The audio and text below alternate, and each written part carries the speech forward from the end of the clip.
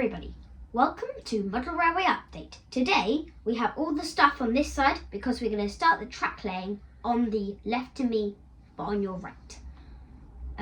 Welcome back to Model Railway Update. Simon's Train Adventures! So far we've been playing trains with the track just lightly pinned in place, but it's time now to fix it down more permanently with ballast. And we're going to put the electric wiring in and have a go at installing the point motors for this side of the shed as well. Here are some of the tools I use for laying track. My track set of templates help me get the flexible track to the right curvature. This is a Xeron track cutter, very useful for cutting the track. This is the Pico track gauge for making sure the two tracks are set the right distance apart. And then here I've got all my track fixing pins, which I'm just going to use to hold the track lightly in place while the glue dries. And here's my box of reclaimed point motors, which I'm going to reuse to motorise some of the points. I'm going to be using this Gauge Master pre-ballasted foam underlay because it's very quick and I think it looks really good as well under the track. And I'm going to be installing that as I go, so there won't be a sort of separate ballasting stage. It'll need weathering and everything to make it look really good at the end, I hope. Gauge Masters don't make this anymore, but I've managed to keep a few items in stock and track down a few more on eBay, so I think we've got enough leftover bits or reclaimed bits and new boxes here to do the whole layout.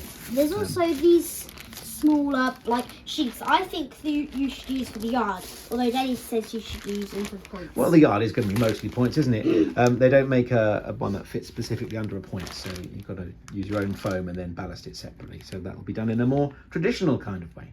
I'm now going to glue the track into the pre-ballasted foam underlay. I'm going to lay glue on the backs of these and squish it in place, and then I'm going to glue the pre-ballasted foam underlay down. And because I'm using set track for this curve, it probably won't need to be pinned. It'll just stay in that shape nicely. I might put some weights on it to keep it in place while the glue sets. And if I'm using flexi track, which I will be later on, I might need some pins as well just to hold the track in the right curve shape. The best way I found to do this is to just run the glue in a bead along the length of the track like that. You don't need very much. After this next one, I'm going to want to put some dropper wires in. How can you curve it so easily? Yeah, that's the joy of this stuff, is it does curve very easily, and then the sleepers kind of hold it in place and it holds the sleepers in place, so it all works very nicely together to make very quickly pretty decent looking ballasted bit of track. I suppose fine scale models would probably say that hand ballasting would look better long term, and I'm sure they're right, but for the sake of the speed, how quick and easy this is, I think it looks good. So here's a piece of flexible track. It's been previously used in this rail that's longer than the other side, so I'm just going to use the track cutters to shorten it to make them the same length for a nice straight join. Previously it would have been used on a curve, I expect.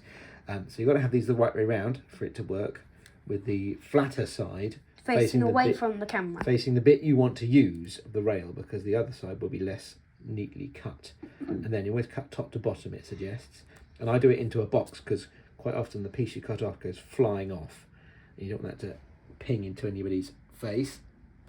It's a bit of a squeeze and it's through. Didn't go flying off that time. Nice neat end. Actually, yeah, it doesn't, maybe needs a bit of a file on this side, but otherwise good. I'm going to connect some dropper wires to this piece of track here, so that once it's installed, they can run through the baseboard and connect to the bus underneath. The first thing I want to do is cut away some of the sleepers so I can see some of the underneath of the track to connect to. So I'm just going to cut away this tie bar here and there. I'm using the Xeron track cutters for this as well. Can you see the metal exposed there? Yep. That's why I'm going to fix one side, and there's a gap in these sleepers already here anyway because it's flexible track. So if I just cut those ends off there without cutting the track, this gives me a bit more space. Then I can make the solder connection to the bottom of the rail there, and hopefully once installed it will be completely invisible. Okay, so I'm going to use some of this flux here, which makes the solder flow really nicely. With a screwdriver. I'm just using a screwdriver to sort of scoop it up. Sometimes it's a bit runnier than this, but I think because it's cold out here, it's gone really hard. So I'm just going to kind of scrape that bit on there and a bit on there. If the iron is warm enough yet, which it is, yep, I should now be able to solder, and I just want to put a little blob of solder on the bottom of each of these rails, not too much. There we go, that's perfect. And the same on the other rail. Being careful not to melt the surrounding sleepers. There we go. And the solder, because of the flux, has attached really nicely. And then I've got my dropper wires here, which I have prepared and stripped the ends of. I'm just going to heat that up and drop that into it, and then that's it. That dropper wire is fixed. All soldered? All soldered. Now to do the one on the other side as well. So here's our dropper wires connected. I'm just going to look to see where those are going to go through, and they need to go after the third sleeper after the join. So 1, 2, 3, that's here. So I'm going to need to make a little hole there and there for them to run through. So I've just marked that with a pencil. Now I'm going to drill that. They need to go through the underlay, but also through the board underneath, so I can pass the wire straight through. 1.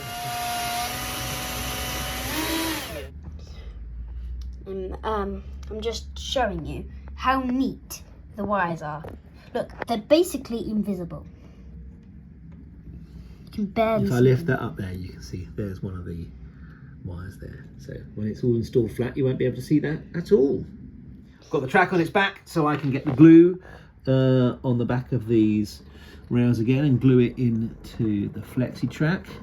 So going all the way along there, trying to keep it directly under the rail rather than on the sides of the sleepers. Stop! Yeah, I'm going to go around the end. In fact, I'll stay a little bit this side of the end so I can lift the end slightly to attach the next piece of track. That's not very good there. I've got to thread those wires back through a little bit, but they're robust enough just to be pushed down. Attach the rail joiners. Make sure that's not too tight at that end, and then kind of just manipulate it from this end, making sure all the sleepers drop into the right part of the foam underlay. Hang on, there, that way, yes. Now filming top down so I can see everything. Yeah, that's good. A top-down shot is probably a great shot. As always, wearing a hat. Simon's turn to do some spot of gluing. I've just put pencil marks to show where the track's going to go. So Simon's going to run a zigzag bead of glue all the way along. Go a bit wider than that, Simon. Right to the pencil marks if you can. That's right. Keep coming, keep coming. That's it. Good job. It gets a bit narrower up this end where the track's fixed already, but just come right up to here. That's it. Go back on yourself so as not to leave a string. Never mind. Pop the lid on. Always put the lid on, and then we can gently maneuver this track into place on the glue and squish it down. There we go. Just while I'm under here, I thought I'd show you, these are the track dropper cables we just installed, which I've now routed under the baseboards into my bus termination block here. And these wires run all the way around under the baseboards, taking the various buses where they need to go. No, into these termination blocks. Some people call these chocolate blocks, my friend. We're just going to do a quick test on the bit of track we've just installed. We've got the M7 lined up in the traverser there. You can just see behind the back seam here. Here it comes. Onto the ballasted section. Did you slow that down there, Simon? Okay, good. I'm glad it hasn't just lost all its oomph. And then it's just about to come onto the new section of track here, where it immediately Stops. Well, several weeks have passed since that last video, and as you can see, we've got a lot of the track fixed down now, and we've been doing some extensive testing to make sure it all runs really well with that ballasted underlay underneath it. We've got lots of points installed as well, and we're going to be showing you in the next video how we installed the points and all the point motors. But our two main circuits are now complete with all the points that connect into those. So we've still got to do some work laying out the sidings that are going to go here on this side for some kind of factory or industrial unit, and another set of sidings to go here for our goods yard, which will of course connect to our turntable and hopefully our engine shed as well. That's all to come. But for now, we're going to run some trains.